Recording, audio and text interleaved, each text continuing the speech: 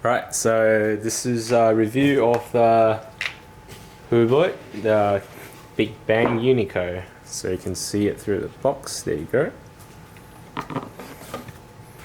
This is a box with the packaging is pretty decent. I would say this is, well, above average definitely. Something that you would expect from let's say a $20,000 watch, but in comparison to others, yeah, I would say it's pretty average. Now moving on to the watch itself. So this is a Unico, the BigBang Unico, made in full titanium with a titanium bezel. There is a ceramic variation.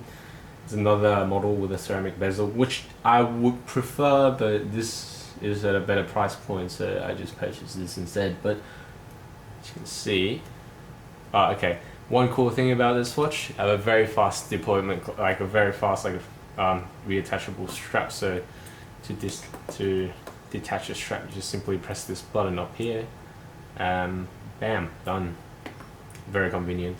Well, not really, I guess, but this actually make the whole point of like buying a aftermarket strap very annoying, because you can only buy a strap from Hublot, which will cost you about $600, which, yeah, not really that great. Because this kind of connection point, I doubt anyone make the like an aftermarket variation of it. Oh, overall, this is pretty cool. The movement is I wouldn't say the polishing is good. I would say it's on par. It's decent. It's decent for what they're trying to do for the ultra modern look. But yeah. So this is made of, the movement itself is made with, if I am not mistaken, titanium and aluminium, kind of mixture in between. Hublot call them Hublonium, which is a horrible name. So the case is titanium, and the black bit is ceramic, which is super hard, super ultra durable as well. Dial is very nice, very messy though, I would say. People will probably argue that this is a very messy dial, but readability is pretty easy to read. You can read the time pretty easily, but the date is kind of pretty, yeah, the date is all the way down there, and it's kind of like a skeleton number on the bottom of, like, just beside the time, the chronograph. It's a bit. As for function, of course, the date's there, the time, obviously, separate second hand here. And then you have a very nice and smooth flyback chronograph. So that's a flyback chronograph. This is actually, I would say, one of the smoothest flyback chronograph I have among all my other watches. Actually, no, it's definitely the smoothest I've had so far. Moving down, strap is just a rubber strap, nothing really special about it. Decent quality, I suppose. Clasp is a good clasp. This clasp is well, yeah, all the Hublot stuff there. Above average, I suppose, for the clasp.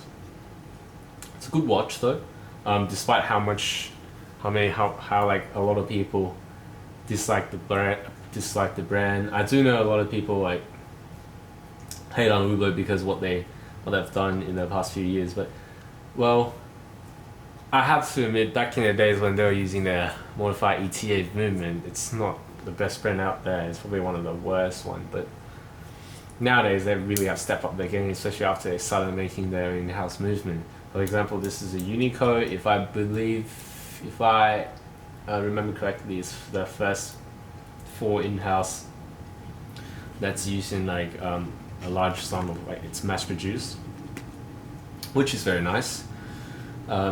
It's a semi-integrated, oh no, it's not integrated at all actually, I'm sorry, correct that. It's a column wheel chronograph, which is not integrated, sorry for that. So yeah, it's, let's see. Main plate is micro-blasted black ruthenium, so it's not Hublonium. I guess I changed that name already. Bridges ruthenium as well, micro-blasted. So yeah, I guess that finishes sandblasting, I would say. Kind of like sandblasting pretty much. Frequency beating at 4 Hz. made of 330 components, which is decently impressive. 38 jewels. It's a column wheel bi-complex chronograph with a flyback function. 72 hours of power reserve, which is about the same as everything else. About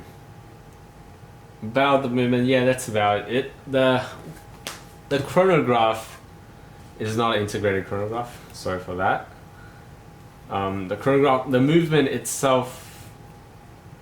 I forgot the name of it. Sorry, I'll probably fix it up later on. But pretty much, this movement is decently easy to service, according to the watchmaker. Yes. I would say in comparison to all the other weekend watch I have, this is probably my newest favorite.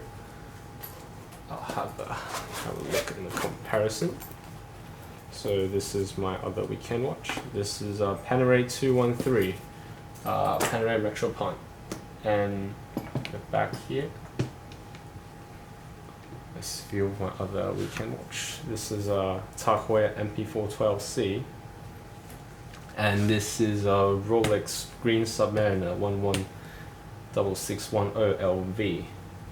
So in comparison to the, let's say, the MP412C, yeah, Hublo's definitely the more out in your face, like, hey, look at my watch. But well, I guess that's what weekend watch, like, you can wear something that's more out there during the weekend, and there's no one's going to judge you on that because it's a weekend, you're off work. Yeah, sometimes enjoy it yourself. Submariner is, well, if you think about it, these three are actually around similar price points. Submariner is much cheaper, so of course it doesn't have that function.